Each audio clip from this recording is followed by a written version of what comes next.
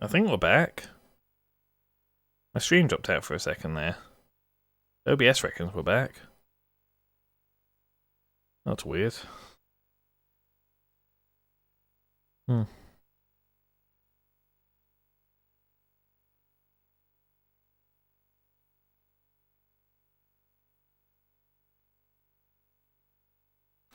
mean, the Twitch bitrate readout is looking terrible, but the OBS bitrate readout is looking fine. Let me check.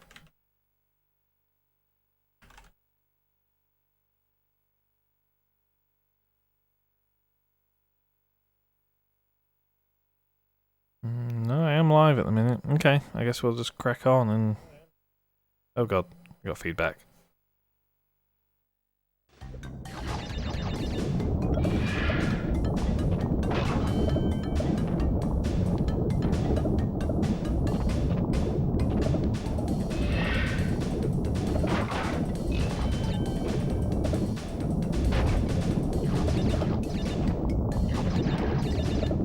Again, all fairly straightforward for this first walkthrough. Introducing you to some of the gimmick levels, some of the concepts, nothing particularly outlandish.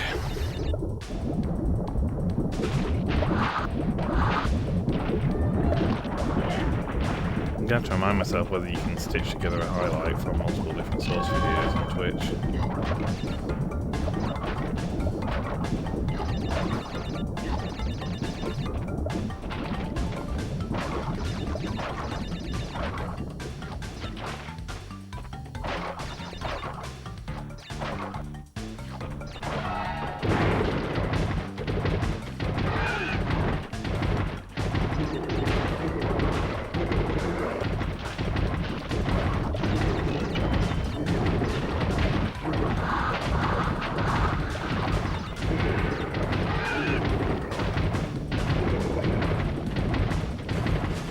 In case anyone's wondering, I am going to be going for 105% completion for this playthrough, which is going to be slightly more difficult than if I was playing the US release of this game, because one specific level in this game has a more constrained time trial requirement in the European release to the American release. Don't ask me why. Because I do not know why.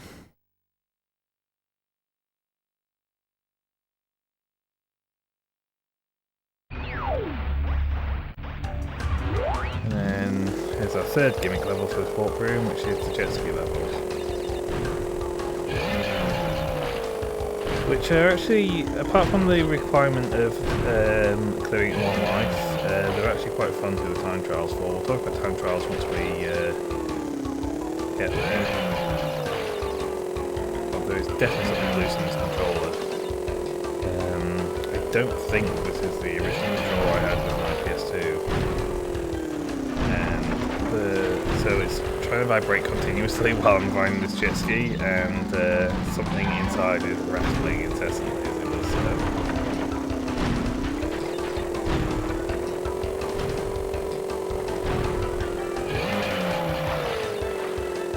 Sure, if you happen to land on one of those pirates in the boat's heads, not only does it kill the enemy, but it also grants you an extra life.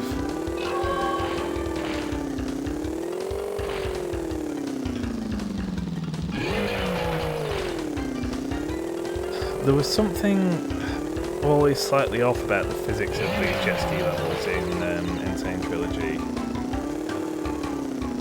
Like, they got it like 95% right, but just there was the odd jump here and there that just didn't really work the way it did in the PS1 release. I don't know why.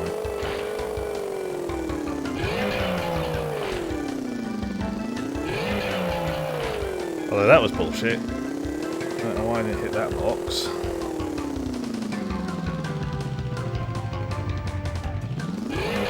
There we go.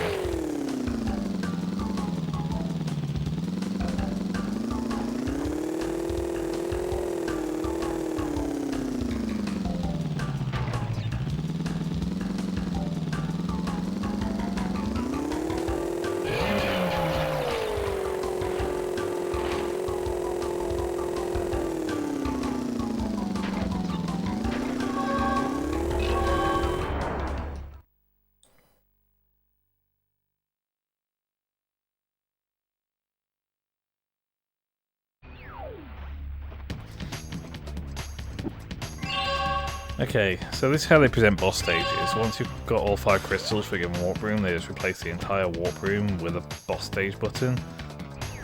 This used to really worry me because I always thought if I got stuck on the boss I wouldn't have recourse, especially this first boss, I wouldn't have recourse to go back into a level to farm more lives. As it turns out, if you enter the boss and exit again, all the levels become available in addition to the boss access, so...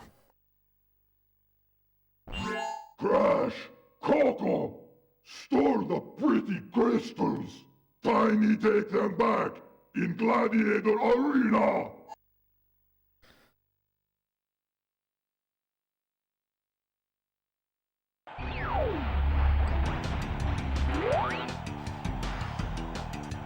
So this fight is obviously derived from the PS2, sorry, PS2, what? The Crash 2 Tiny fight, but slightly different. So in this version, you're no longer on a 3x3 grid, you're just in an open arena. Tiny still tries to jump towards you, you just gotta run away. So a certain number of jumps, he tries to use his trident to impale you. This front corner, if I remember right, acts as something of a safe spot, where the hitbox of those lions cannot touch you no matter what, as long as you're running into that corner. I spin anyway, just for safety, but as long as you're in the corner, you're safe. They actually acknowledge that in Insane Trilogy, by having it so that when you're in this corner, the crowd actually throws cheese at you to acknowledge that you're cheesing the boss fight, but they did actually leave that safe spot in there, which was kind of them. And that's the whole boss fight, it's a bit of a joke. It's kind of trivial. So this thing spawned in the middle now. This is our first ability unlock. Supercharged Body Slam. For more powerful belly flop, press X to jump and then press circle at the top of the jump. So it's the exact same inputs as the normal belly flop, they just make it so it has an increased radius. It is, generally speaking, it's not actually that useful in reality. Well done, children. By defeating Tiny, you have unlocked the gate to the next time travel area. Go back to the center of this time twister and save your progress if you wish. From there, you will see that the gate to the second time travel area is now open. Hooray. I'm so excited. For 5 more levels. Yep, so we've now got access to all 5 levels and the boss fight again if we so wish. And this is now open. By the way, if you try and get into one of these earlier, they just push you away.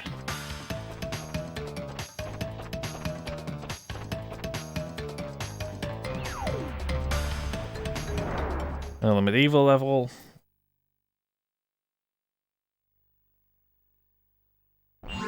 Why must you continue to be a thorn in our side? What? Where was I? Tiny was a good fellow. He hated everyone and everything, but a good heart nonetheless.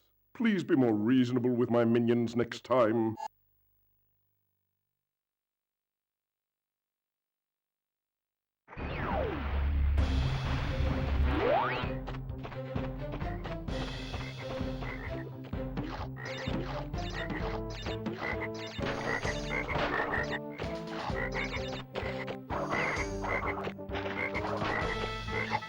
So this decker box here is just an excuse for you to show off the new power slam.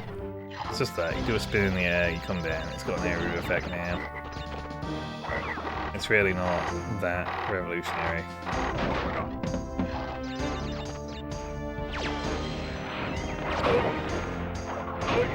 I knew it! I knew those wizards took 2 hits. In Insane Trilogy, those wizards always only take 1 hit when you spin into them. And I thought I'd driven myself crazy in remembering that they take 2 hits each. And they do take 2 hits. I knew it.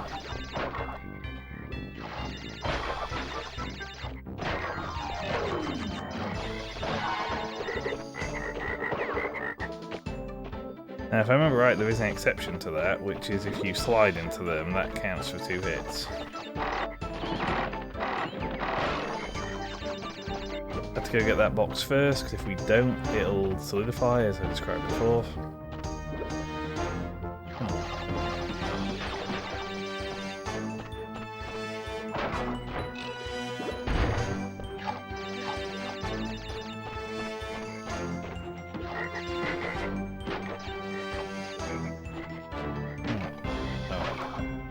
I apparently took too long.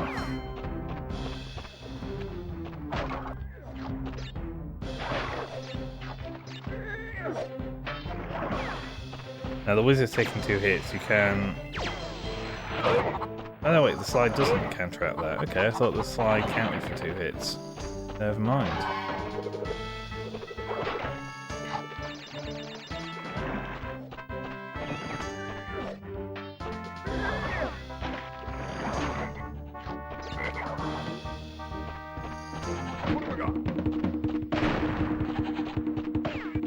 Invincibility works same as ever.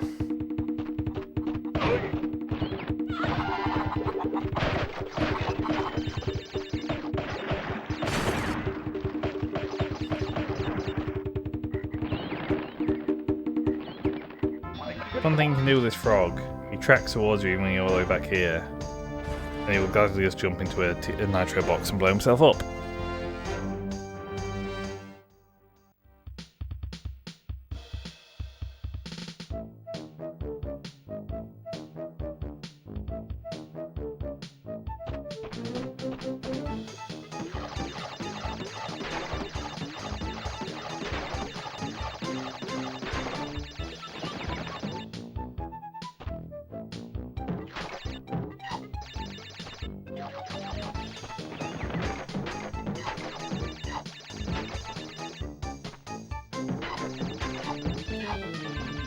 So here we have a case of a bonus stage actually being a bit mean, where if you hit that before you go get that box underneath, you then lose access to the box underneath.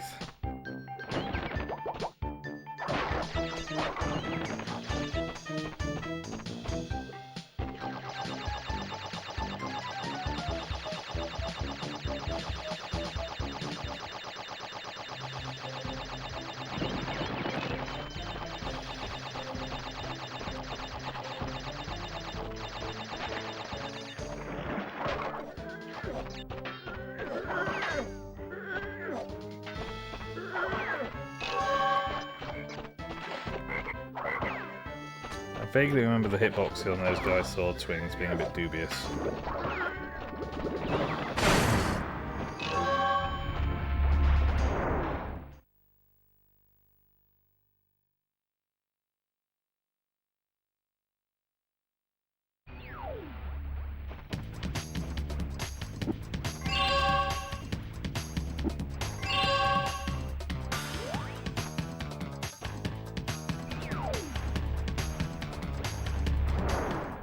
So here's our first Arabian theme leveled. It's another non-gimmick level, actually. We will not be collecting the yellow gem on this playthrough, on this run through the level. So you have to come in through this level through an alternate entrance to get the yellow gem. The specifics of which we will get into later. Now the section with the yellow gem is kind of like, rather than being a completely separate section of the map, it is actually part of this map, just a separate side of it. And much like some of the sequence breaks you can do in Crash 2, you can actually navigate across to that thing with a tricky jump early, if you so wish. You're not meant to be able to, but you can, and speedrunners do. But I'll not be showing that off because I've never even tried it, if I'm perfectly honest. I don't know precisely what's involved.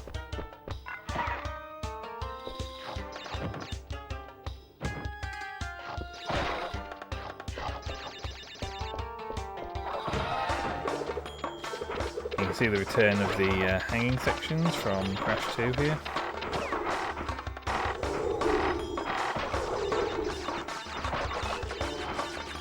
Although you now have the ability to spin while hanging, which I don't think you did in Crash 2, because the only enemies you ever encountered while hanging were unkillable anyway.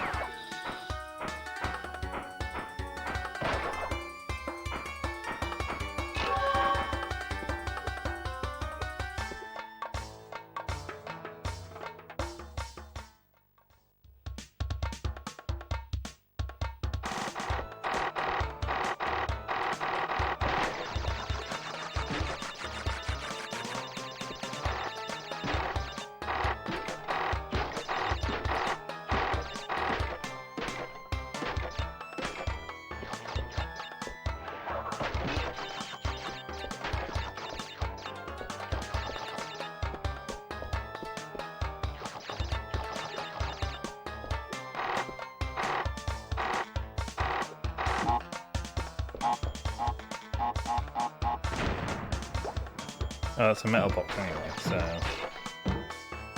if you can do a high enough jump, which I think you can with a glitch high jump, maybe. You don't need to have got that TNT box anyway. Not that it matters, we managed to get it.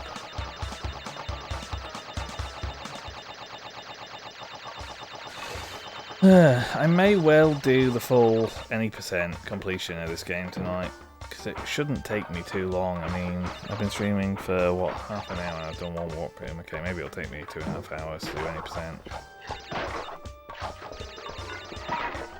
I said that I'm not doing a true any percent, because I'm collecting whatever gems I can, aren't I?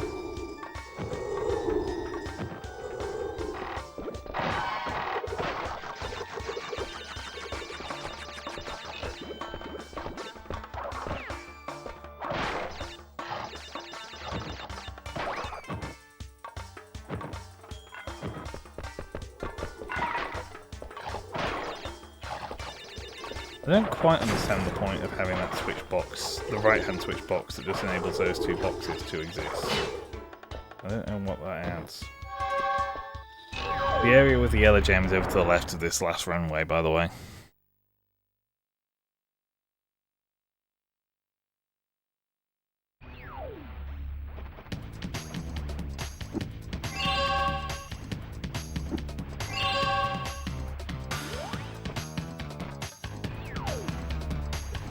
Okay, new style of gimmick level. Which is a race level.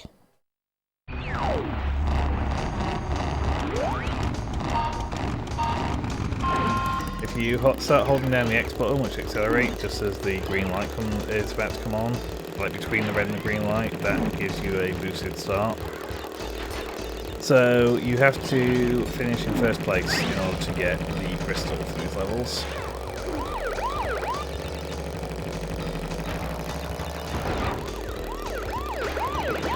Taking those jumps is not necessarily the actual quickest way to get through these. You can instead avoid the jump rounds and keep the boost going. So the boost, you can only get into a boosted state by touching one of those boost pads. And while you're in the boosted state, you cannot steer anywhere near as well as it when you're not boosted.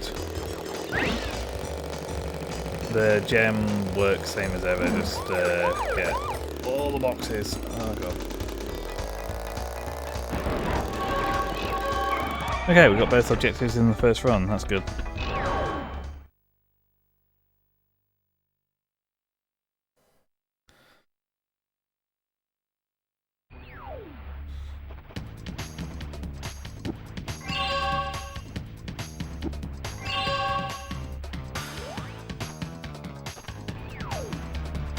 And then Egyptian level.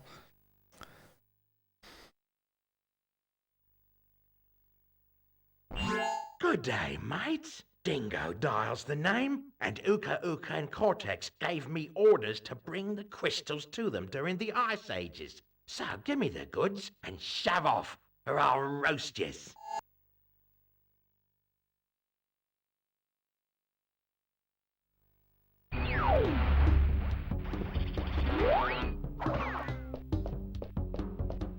Again, it's not that there aren't any traditional Crash levels in this game. It's just that they're a lot more scarce than they were in Crash 2. Actually, there's not a lot of point in me being too vigilant getting the boxes in this level. I'm mostly doing it out of habit, if I'm honest, because we do not have the capacity to get the box gem at this time. Well, not unless we do some tricky jumping again, which we could choose to do, but there's no point putting ourselves out that way. You'll notice that tar that behaves like the ice in Crash 2